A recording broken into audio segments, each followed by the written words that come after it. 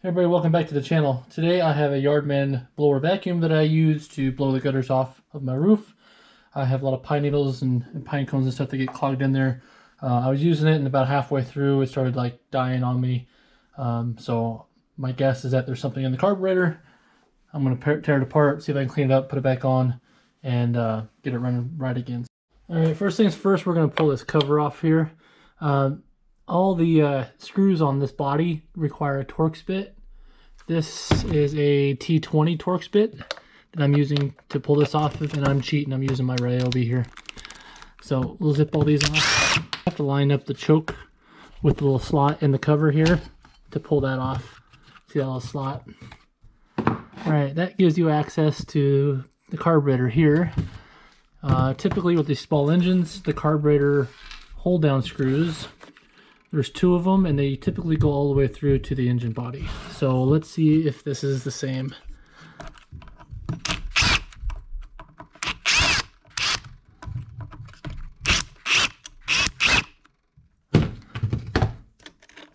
Okay, choke and everything comes with it. Set that off to the side. And it appears to be the same. So the next thing is going to be the fuel lines and the throttle linkage. And so as you pull this off, you'll notice there's throttle linkage back here, and then your fuel lines. Just take note of which ones go where. And sometimes these hoses can be a bear to pull off if they haven't been off in a long time. Don't worry if you break them. Sometimes, most of the time, there's enough hose left over where you can cut it and reattach it with a razor knife or something. It usually works okay. Alright, what we want to try to do now is pull the top and bottom off of this carburetor without ruining the gasket, because I don't have one to replace it. Now you can get them, they're not expensive. You can probably get a whole new carburetor. Sometimes they're the same price as a rebuild. But let's just see what we got before we even buy anything.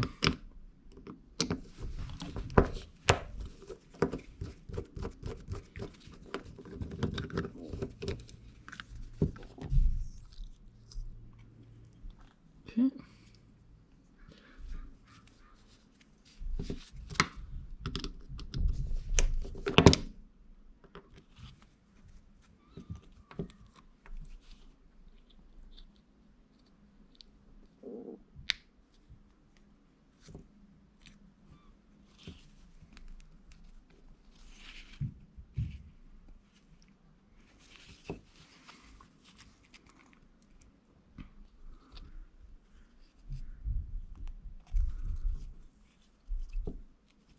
Okay, I was able to get this diaphragm off.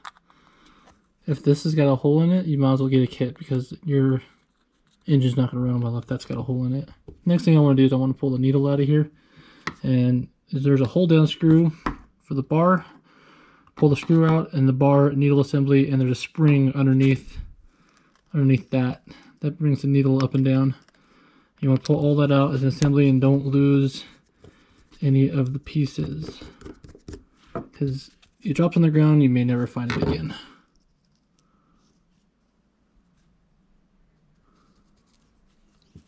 There we go. Here's the needle. Okay. At this point, we are basically fully disassembled. What I'm going to do now is I'm going to run compressed air through all the orifices and some brake clean, and then we're going to reassemble. Alright, now that I got it all sprayed down and cleaned out, the orifices you want to spray down are all the little ones you expose, especially the needle, where the needle goes in here, because that's the one that clogs up the most. It doesn't take much, just a small piece of debris getting through the fuel system is all it takes. And then spray through your fuel delivery and return, and on the other side as well. So now we're going to do basically in the reverse order. We're going to put the spring back in that little cup down here. I'll try to give you guys a close-up before I do the final assembly. And then the little rocker that holds the needle, we'll try to put that on first, like this. And I'm going to probably end up fumbling around this for a couple seconds before I actually get it. But that's kind of what you want it to look like. Getting ready to put it back on here. And then make sure the spring sits in that little groove there when you reassemble it. Oops, come on. This is not a job for somebody with fat fingers.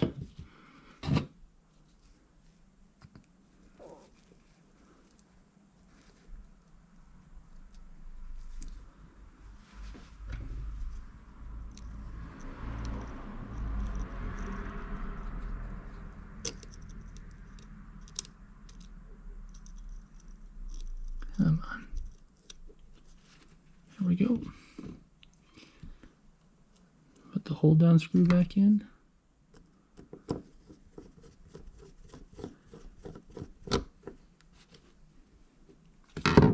And then once that's reassembled, when you look through the hole here where the rocker is, you want to make sure you don't see the spring offset. You want that spring flush around it. And then also make sure that when you press on it, it's pulling up the needle valve here. And it's all working good. So now I can reinstall the diaphragm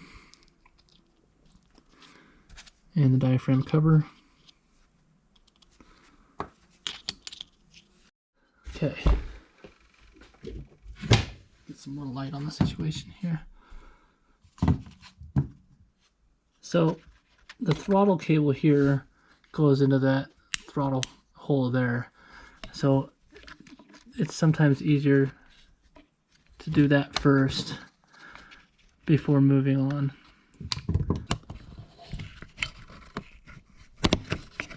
There we go.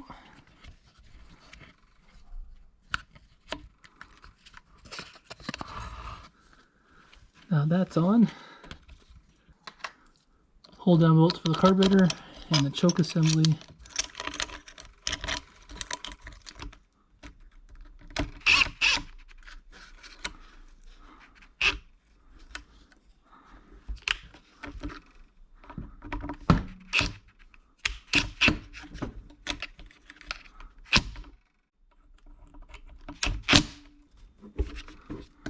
And using a pair of needle nose just works way easier to get in there and just push them on.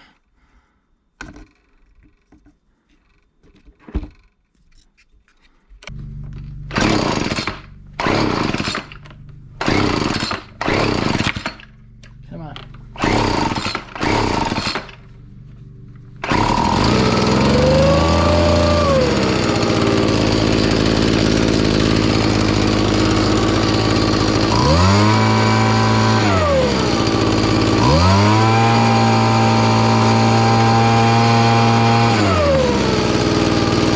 All back together, it runs great.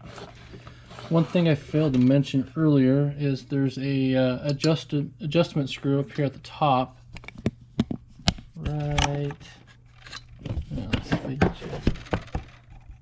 up top here. See those holes? It's the second one in there, and when you clean the carburetor out, it's good to pull that all the way out and clean the ports in, and then you're going to have to do an adjustment, fine-tuning on that when you put it back in, unless you can remember the count of threads. But it requires a special tool, unfortunately. This one happens to be kind of a D. I don't know if you can see that in the camera at all. It's like a D shape. It's not completely round.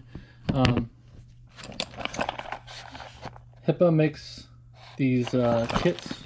They come with all the different like adjustments for like steel and echo and all that, and it comes with all kinds of different bits. You can see the name on the handle. The kit's pretty cheap. It's like 14 bucks. Comes with everything. It even comes with like little pipe cleaners and stuff like that. To adjust this while it's running, I ended up having to cut mine off, which is no big deal. I'll just save it. And then while it's at an idle, you can stick this in here and kind of twist it, and you can hear it change. So as you screw it down to a point, my idle was increasing, and then I backed off the idle adjustment screw here and then revved it up full blast until I got the proper RPMs I was looking for. And so that's how you do that. And at this point I can put the plastic cover and everything back on and I'm good to go. So anyway, I hope this helped some folks.